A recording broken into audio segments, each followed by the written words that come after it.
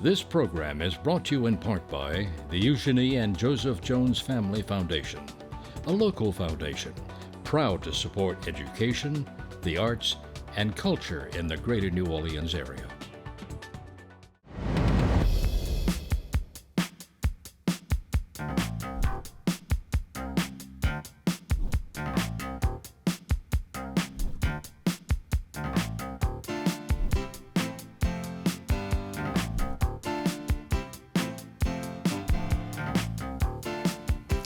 Hello, I'm Marcia Cavanaugh. Thanks so much for joining us. Well, popes can have impacts on different cultural issues, including in New Orleans, where the emergence of Pope Leo XIV has drawn attention to the word Creole and its local implications. We'll look at the heritage of a related Creole family. Elsewhere, developers have been looking to further enhance the emergence of the River District neighborhood. One plan that will not be part of the scene is the proposed Topgolf facility. We will look at why not. We will also remember the life of Joe Canizaro, one of the most important of the city's modern era developers. There have been few developments in the ongoing search for the last two of the Orleans Parish jail escapees. We will look behind the scene at the structure and strategies of criminal pursuits. And we will examine the strategies behind LSU baseball winning its 8th national championship. Joining us are tonight's Informed Sources, Errol Laborde, producer of Informed Sources, Tony McCauley, staff writer, The Times-Picayune, The New Orleans Advocate, Desiree Stennett, staff writer for The Times-Picayune, The New Orleans Advocate, and Mike Pearlstein, investigative reporter, WWL Louisiana Channel 4. Tony, let's go on over to you, because we heard that the proposed Topgolf facility, which was going into the proposed River District neighborhood, is not going to happen. Yeah, it's an odd sort of 6-year saga, which we've referred to as Golf Wars, where there were these two projects that were just a few miles apart that were both going to build these big, high-tech driving ranges that are entertainment complexes at the same time. Topgolf is the big national one that has about 100 of them around the country. And then the other one was a plucky local upstart called 504 Golf. And they're the winners in this particular little battle, which is good news for them. They opened in April. And bad news for the River District, this billion-dollar urban, Mississippi River project that's being put up on land, that's being built on land owned by the convention center, because this was meant to be the first big commercial project to go in one of the parcels of land there. So it seems it's the reason I think they didn't make it explicit as to why they pulled out of there, apart from saying that the lawsuits that were filed against them by there were about 3 lawsuits filed against them by neighborhood folks that objected to the Topgolf going up where it was going up next to the Lower Garden District neighborhood there. But I think behind the scenes, what also was going on was that Topgolf was taken over a couple of years ago by Callaway Brands, the big golf brand. And generally, its business had been kind of slowing down, and it is demerging this year from Callaway, and they had announced that there were some of their expansion projects they were going to cancel. So at the same time, then, the River District Consortium, the developers in the public-private partnership, had been coming under pressure from the convention center, the board and the executive there, because they'd been missing deadlines on, lease payments and getting some of these projects moving forward, including the Topgolf. So the convention center had recently written to the consortium to say, no more extensions. You got to start making payments and putting up deposits. And I think that kind of made the consortium then go to Topgolf and say, no more delays. You got to go ahead with this project, commit to it, or we have to move on. So I think that's what happened there. And now they're looking for. They said that they have a new tenant to come in there, something of a similar nature, but some sort of sport entertainment type complex to go in there. And generally speaking, down there, you've got really only one project that's got to the point where they're building it, which is Shell Plaza, which is the new building. And all of these things have been very problematic because getting financing, and it's been tough for developers nationwide, obviously, right, post-pandemic and the inflation for building costs and all that kind of thing, and interest rates going up. So they've all struggled to get these projects lined up, and particularly to get them financed. But it's kind of, it's put up or shut up time from the convention center's point of view. Well, as you pointed out, there is already a golf complex, 504. Where is that exactly? That's in the what was formerly the Times-Picayune building, which was torn down a few years ago. That was bought by the late Joe Yeager, who had bought up a lot of the old derelict sites around the city and was redeveloping them. And he was going to put in something that was called a drive shack, which was a big national rival to Topgolf, but that went kaput during the pandemic. So the whole project then was bought by these guys, the Zhao brothers, and their sister, actually, Nick and Alex Zhao. Those guys are immigrants from China, came here in the 90s and did restaurants, and they've done outdoor extreme games in other parts of the state. And they just put together a financing deal and got that thing done, And they got it going, and it's operating right now. Yeah, and by all accounts, it's very busy. They apparently did a couple 100,000 the first weekend they were open, which I'm not an expert, but I'm told that's good money for one of those kinds of operations. And they do parties and events and that sort of thing. So apparently it's doing pretty well so far. So I know a lot of people were really wondering about having these two golf operations happening, if they were both going to come to be, just a few miles apart, really. Was that even going to be feasible? Yeah, well, I mean, nobody thought so. And what's particularly interesting, I think, is that both of them have, to one degree or another, public support. One is a big public-private project, and though it's not getting like a pilot, this is the Topgolf, it still is part of the economic development district, which from which 2% tax is taken to fund the rest of the river district. The 504 project got a lot of city support, a pilot, a CEA for them to build infrastructure up there. And what's curious is why some of the city politicians didn't kind of step in and say, this doesn't make sense. But they were neutral on it, both the council person for the district and City Hall. Is that what they call the free market? The strongest survive, or the first one to open up, survive? Yeah, but I guess, but it's when you have public support for projects, then really, when something doesn't make sense, you think they would have some input in it, But I guess the free market prevailed. But the River District does continue to be developed, though. Like you say, the Shell building is there. And how big of a blow has this been now to lose Topgolf? Oh, I think it's a blow, and it comes at a time, as I said, when they're getting legal letters from the convention center saying that August 1 is the deadline to make payments that total $5.6 million, and also to start paying $64,000 a month on the Topgolf site, even though there's nothing there. Nothing there. Yeah, that can so definitely that's tough, make it stressful. Okay, Tony, thanks a lot. Desiree, over to you, because with the selection of our latest Pope, Pope Leo XIV, finding out that he has some ties to New Orleans, a Creole background, you sort of built on that and came up with a story about the extended family of the Pope that remained here in this area. Absolutely. I think when the Pope was announced, we found out pretty quickly that he had roots here in New Orleans. And I think there was a brief period where everyone was sort of convinced that they might be related to the Pope.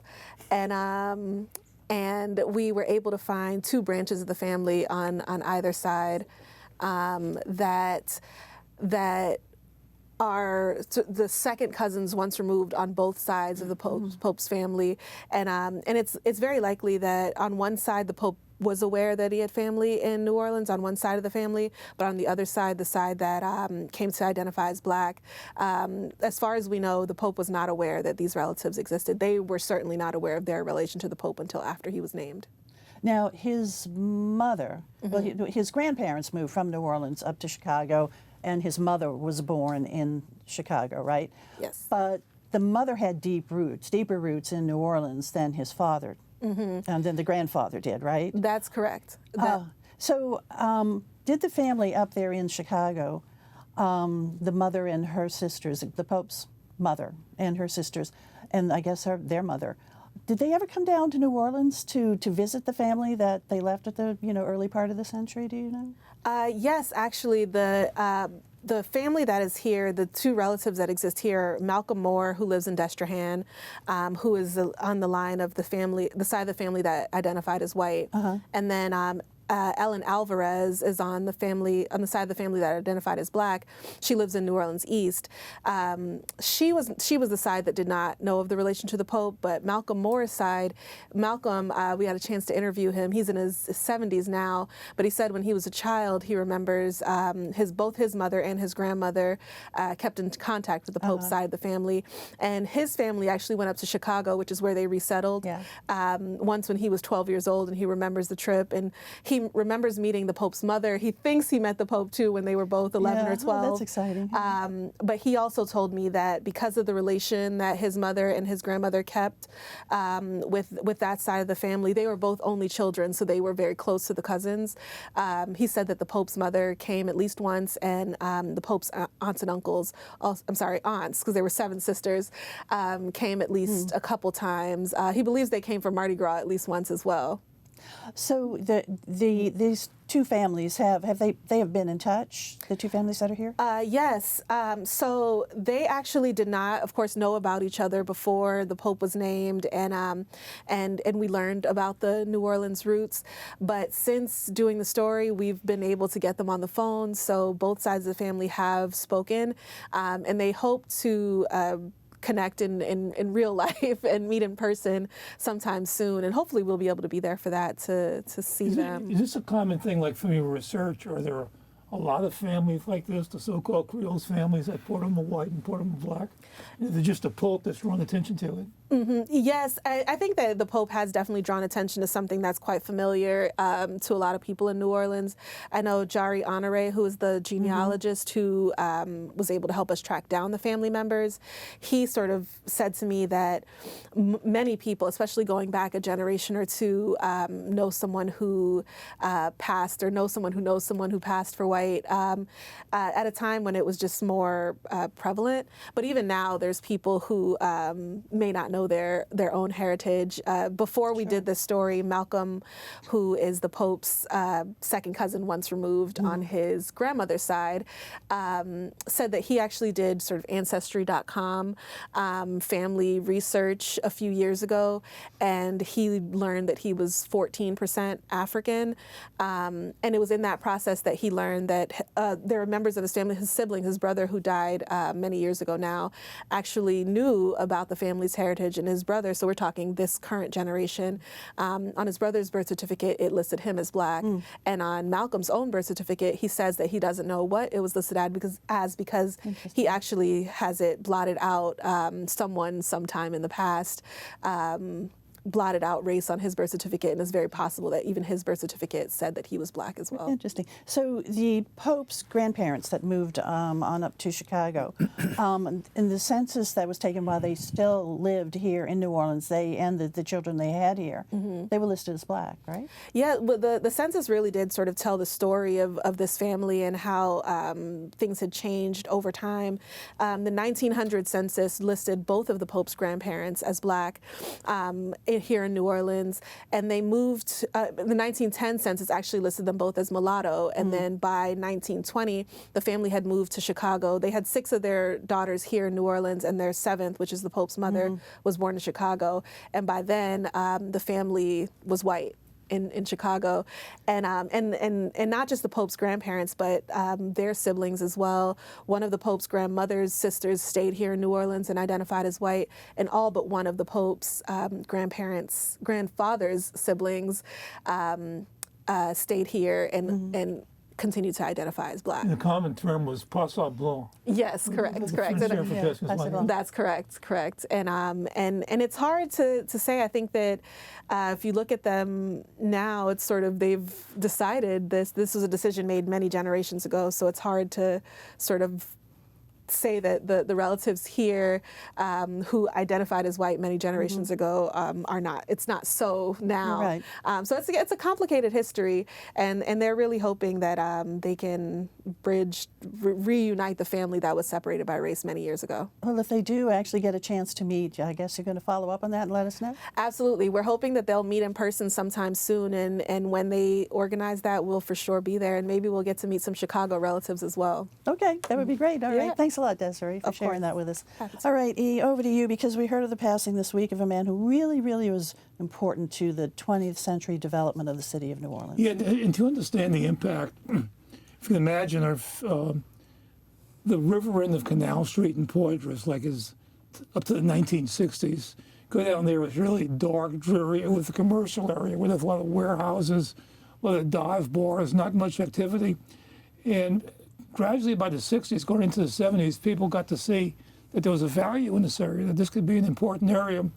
And Canizaro talks about, he's quoted like when the new international trade mart was being developed.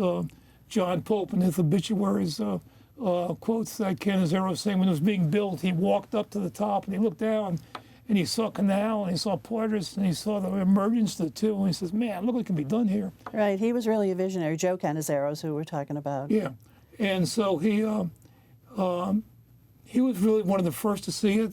He built several projects. His earliest was, what we know of as the Likes building.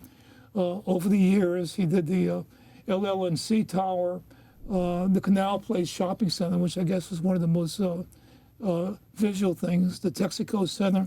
Yeah, The Crown Plaza. LL&E, right, L&E building, yeah. And Crown Plaza, which is now the Meridian. And so he did a lot of activity.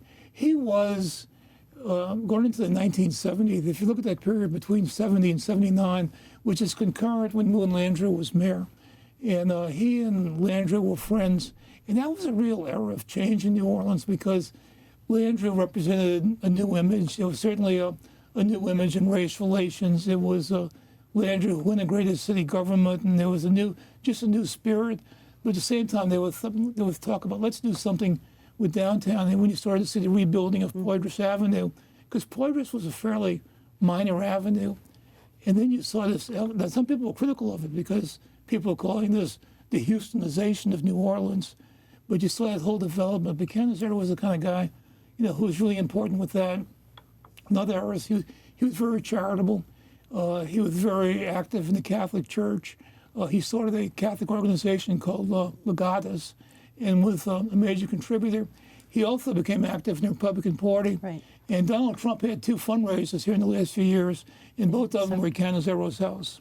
Right, he was definitely quite the mover and shaker for the city of New Orleans, and very important to the city for what happened during the 20th century, and our condolences to his family, to Joe Canizaro, and he was just a charming, dapper, always beautifully dressed, impeccably dressed gentleman, too. All right, thanks, E. Mike, let's go on over to you because we still have 2 escapees out there from the Orleans Parish Jail. Yeah, I really didn't think we'd still be talking about 2 of the escapees still being on the run.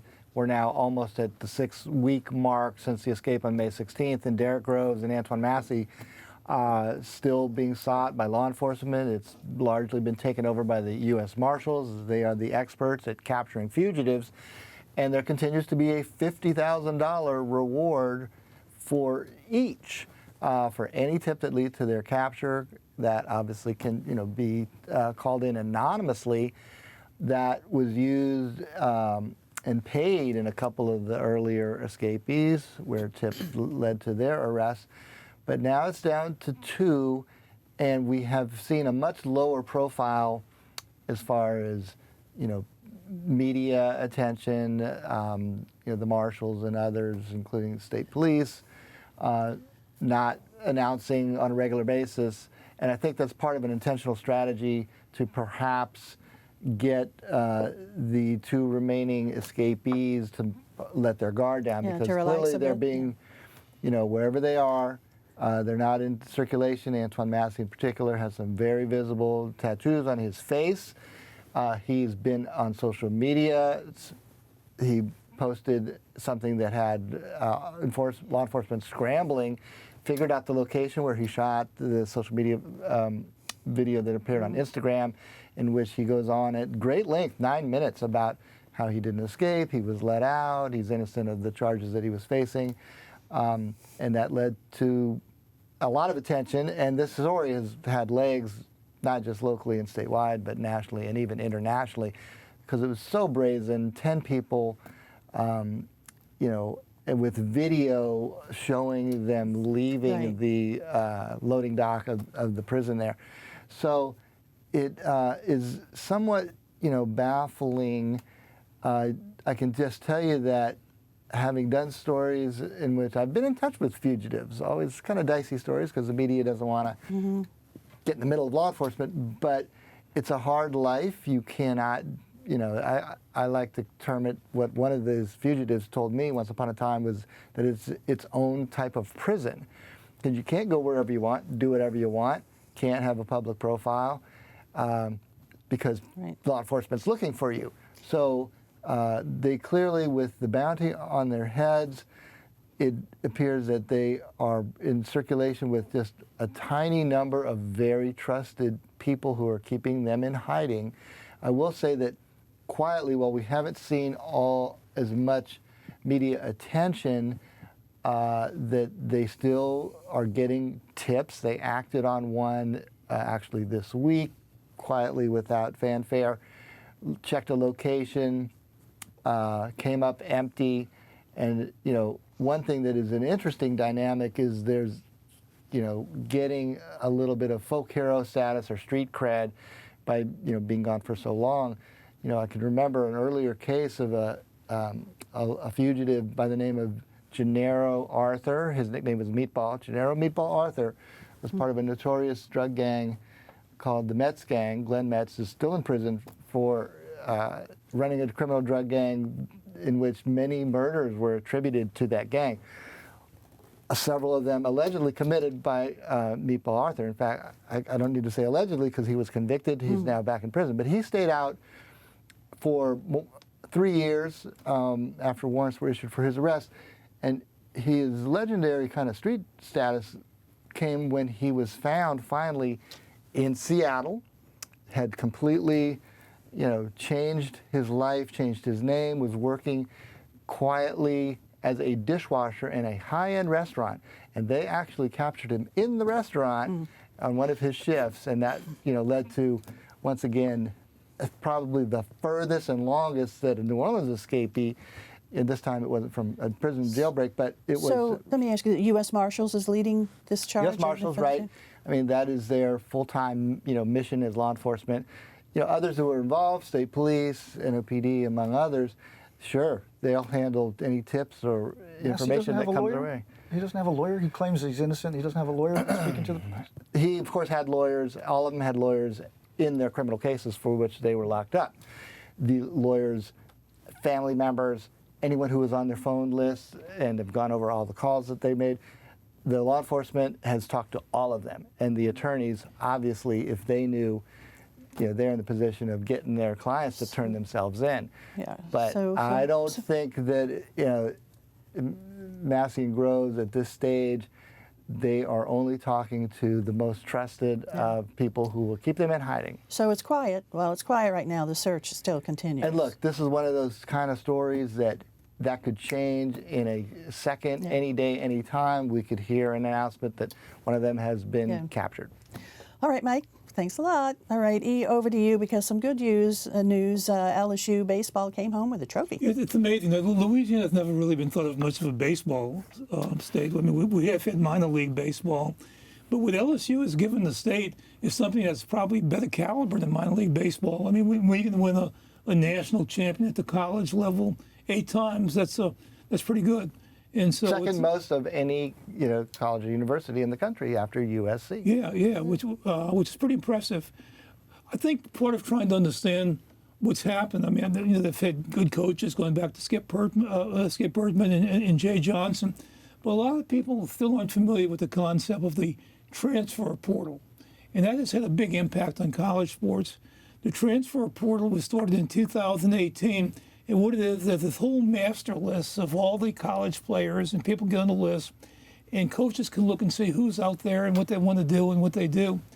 And players, if they want to transfer to another college, can apply for a transfer. Doesn't mean they'll get it, but they can. There's a way they get it. And so it used to be, if you wanted to play for a certain school, you had to get a scholarship, and you were there for 4 years.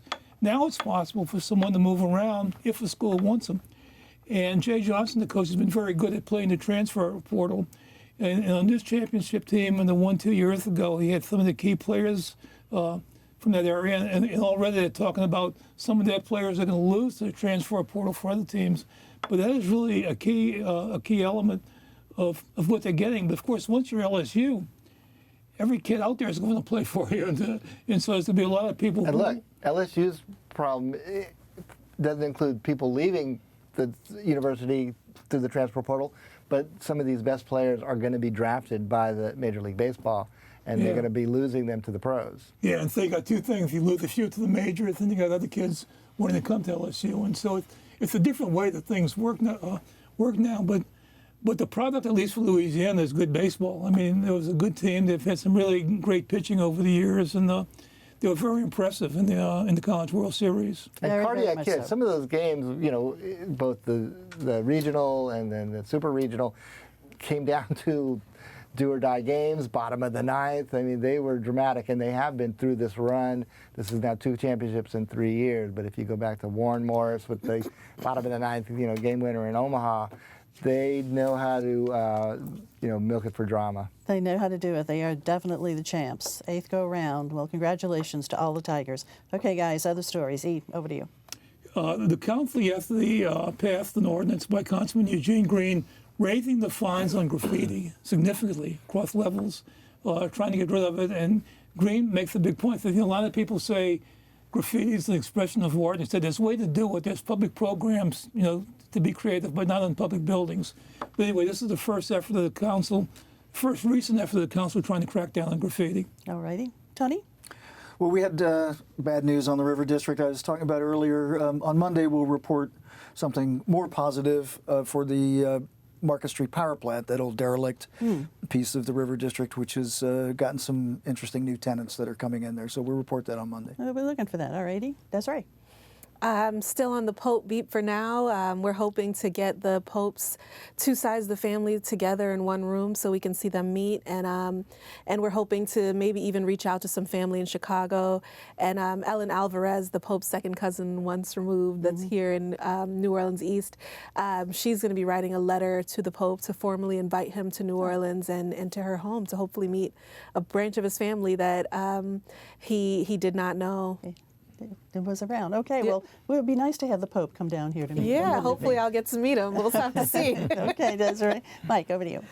Well, we had a trial in New Orleans Civil Court this week in which the coroner, Dwight McKenna, and his office being sued by a man who lost his son to a drug overdose, but the body was in that morgue for nearly a month, unidentified. Even though it's identifiable, but the fingerprint machine run by the NOPD was inoperable. He was in a freezer that broke down. So he's got some claims of negligence. That case wrapped up this week with the final written post-trial briefs due today. A ruling by Judge Marissa Hudebart could come at any time, but presumably next week. This would be this is now the second trial of negligence against the coroner. The first one, he was ordered to pay $10,000. We'll see what the result of this trial is. All right, guys. Thanks so much for being here. Thank you all for joining us. See you again next week for Informed Sources. Have a good evening.